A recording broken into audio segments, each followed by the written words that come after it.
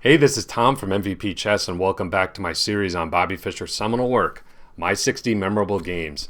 In this video, we'll be analyzing game number 27 that Fischer played versus Samuel Reshevsky in Los Angeles in 1961. You're not going to want to miss the opening surprise Fischer has in store for his opponent. Before we jump into the analysis, don't forget to smash that subscribe button and join Team MVP. Thanks for your support. So, as I record this video in St. Louis, the United States Chess Championships are going on. Samuel Reshevsky won this event a record 8 times, which is just absolutely mind-boggling. But Bobby Fischer, of course, tied his record later on. So the two had a really fierce rivalry, battling for supremacy in America. And in 1961, the Piatigorsky family sponsored a 16-game match between the two, held in New York and Los Angeles. In game 26, we looked at one of the games played in New York. The match has now moved to Los Angeles. And the game we're about to look at now was played in the Beverly Hills Hotel. Very cool. Okay, so Fischer with the black pieces responds to d4, c4, not with the King's Indian defense. He goes e6. So another surprise. Clearly this was part of Fischer's match strategy, was to mix it up a bit in the opening and try to throw off his opponent. So after knight c3, Fischer did play the Nimzo Indian, bishop e4, during his career, but he also played the QGD, as every world champion has. It's just a Rolls Royce of chess openings. So Queen's Gambit declined on the board, and Reshevsky opts for the exchange variation. Now, this was not the game continuation, but Fischer stated that the Queen's Gambit declined exchange variation was the type of wood pushing that bored him, which kind of hurt because that's the opening I like to play. But he instead opts for knight takes d5. So he's inviting, the semi-Tarrasch. So after e4, this was not the game continuation again. Fischer could easily equalize this position. Bishop b4, trading off a minor piece, and black easily equalizes in this line. So Reshevsky played knight f3, keeping more tension in the position, and after c5, e3, knight c6, both players developing normally. Bishop d3, bishop e7, castles, castles. Reshevsky plays a3 in this position, and Fischer captures. So we get a fairly typical position arising out of the semi-Tarrasch.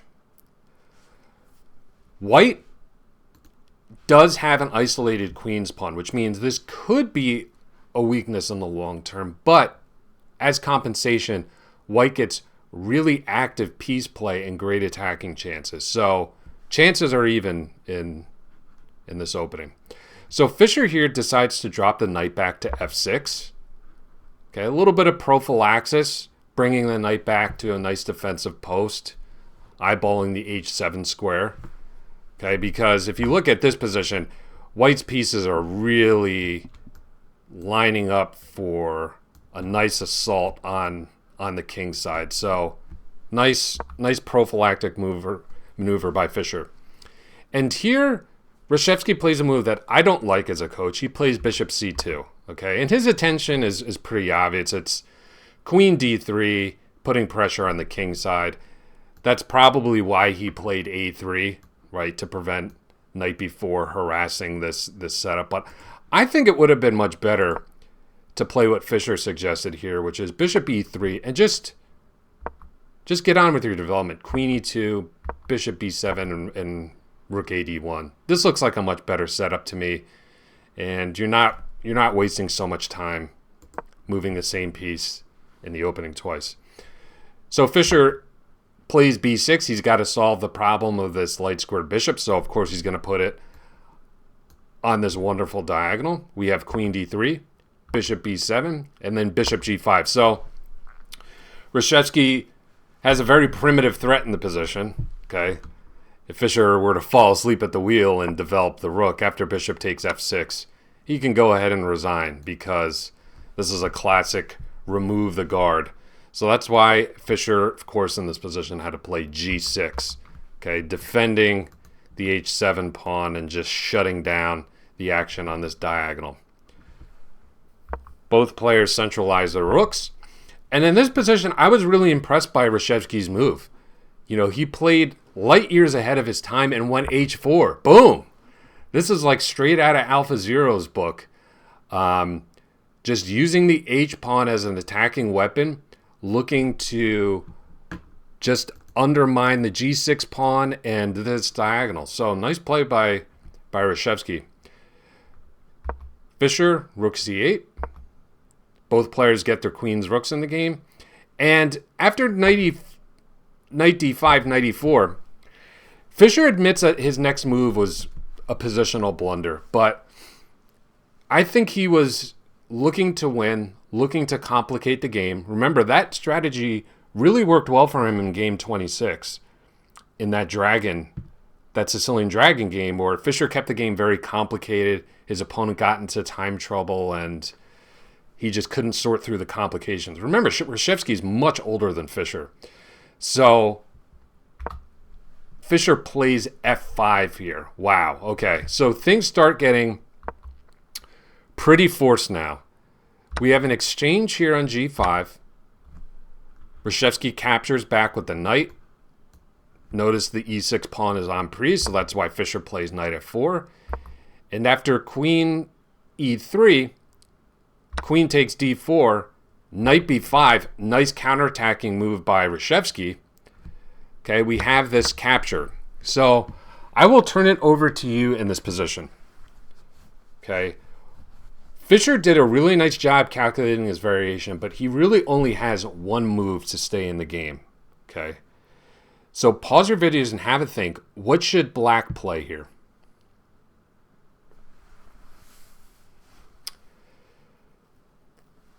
So as you can see, white is threatening a really nasty fork on d6.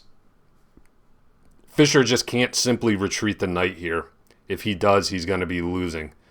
So congratulations if he found the awesome move, knight takes g2. Boom. Great move.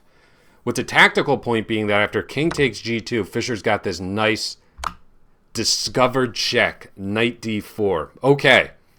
So Reshevsky finds a brilliant move of his own in this position. Okay, if he just meekly retreats the king, he's going to be worse. So credit to Reshevsky for finding the great counter, bishop e4. Nice. Really nice move, counterattacking this bishop.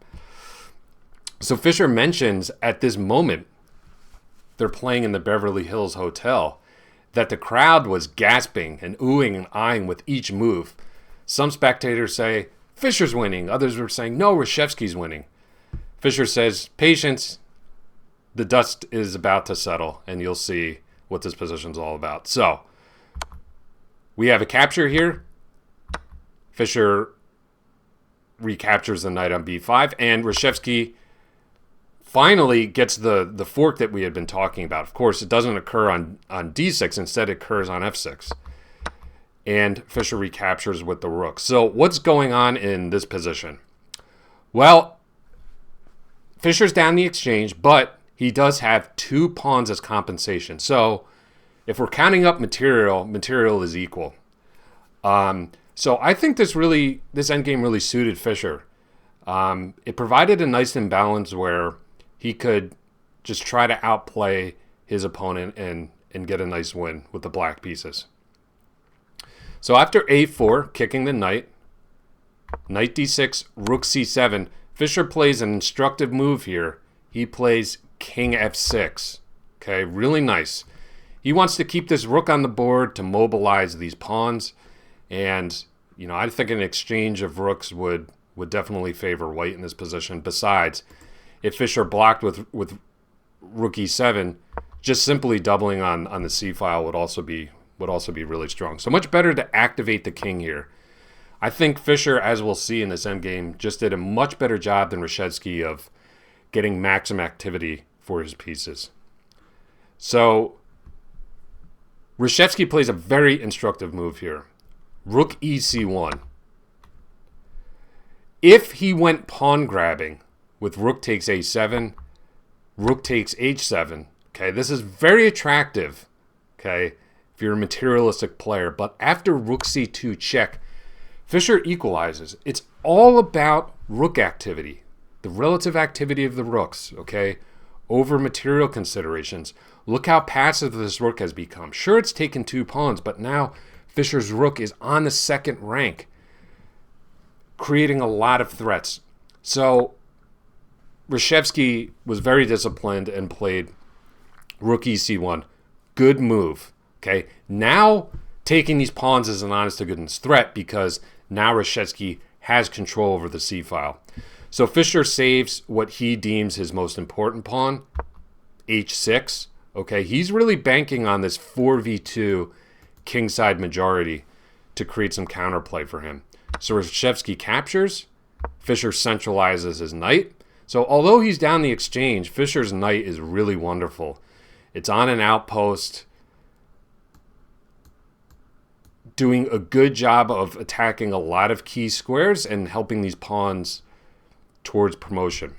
Rook a6, so Reshevsky kind of has to go all in on pawn grabbing here. He really needs to clear this b6 pawn so that his queenside majority can start pushing.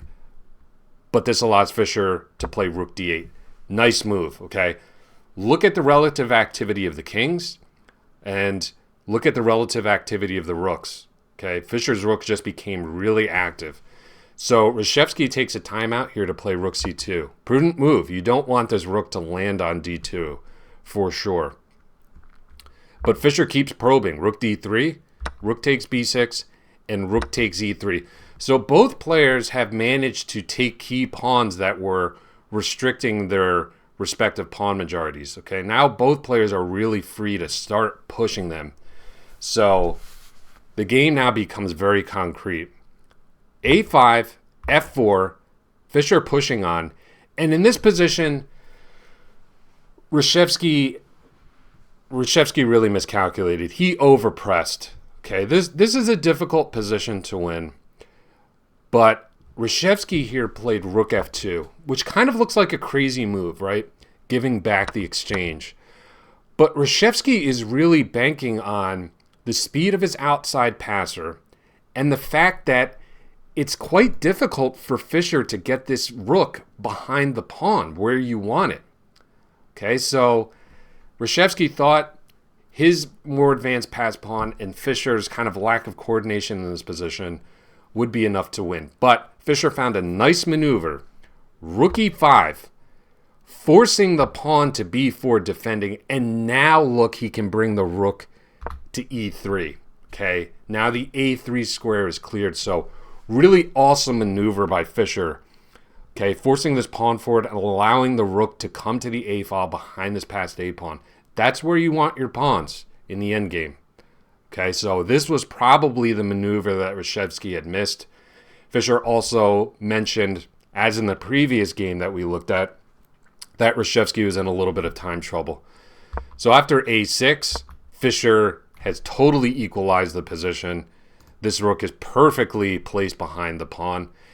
And Reshevsky, probably feeling that, the wind slipped through his fingers, makes a mistake. He plays rook c6. He needed to play b5 in this position and just get this majority going as quickly as possible.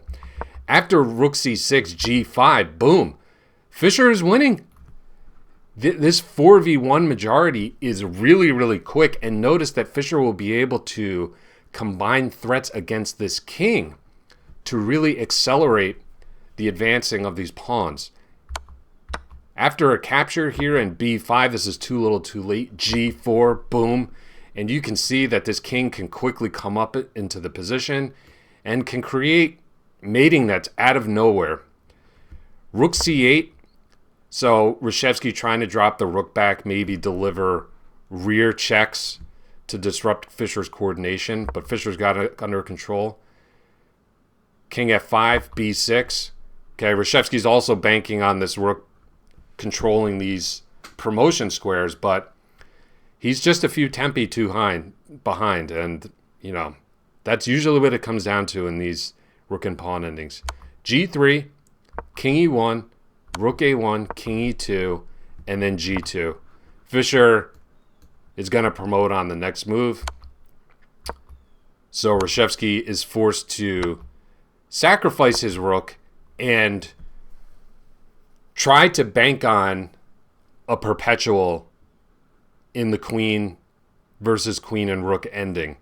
Notice by sacrificing the rook on f4, it's brought Fischer's king to the f4 square. Now, Fischer made an inaccuracy here. He went ahead and promoted, okay, which allowed Reshevsky to promote with check. It would have been much better for Fischer to have played king e4 in this position, where after this promotion, rook a2, notice this king is in a mating net, okay? And the game would have ended promptly like this. Instead, Fischer kind of has to walk a tightrope here, avoiding checks and avoiding a perpetual, okay? But he does a really nice job of it. We'll flip through these moves rather quickly. Queen d3.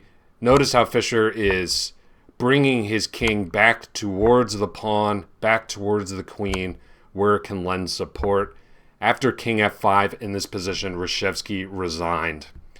Notice that he's running out of checks because after queen b5, king f6, queen b2, Reshevsky runs out of checks because Fischer has pawn e5 blocking and black is completely winning. So really nice endgame by Fischer. I thought he did a really good job in that material imbalance where he had a knight and two pawns versus the rook, just demonstrating superior piece activity and by default just better endgame knowledge than his older opponent. So I hope you enjoyed this video. Don't forget to smash that subscribe button.